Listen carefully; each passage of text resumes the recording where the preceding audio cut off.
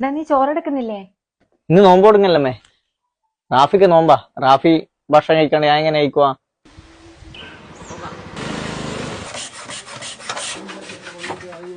ഞാൻ പള്ളി പോയിട്ട് വരാം.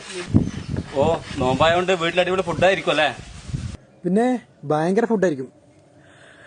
അതൊക്കെ വാപ്പയും ഉമ്മയുള്ള കാലത്തടാ.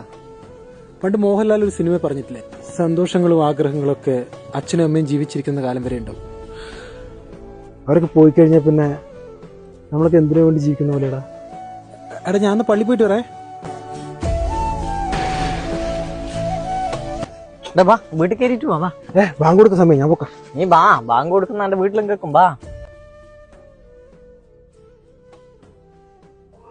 നോമ്പ് തുറക്കുന്ന എല്ലാ സാധനങ്ങളൊന്നും ഇല്ല മോനെ, ഉള്ളത് വെച്ച് ചെയ്തതാ.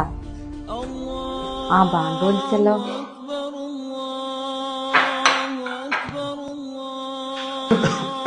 വയറ് കാണുന്നതല്ലേ, വെള്ളം കുടിക്ക്, കൊണ്ടൊക്കെ എത്തണ്ട.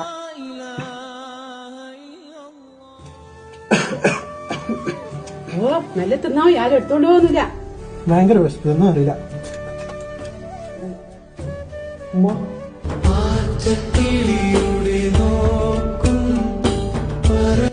ഞാൻ നിന്റെ ഉമ്മ തന്നെയാടാ.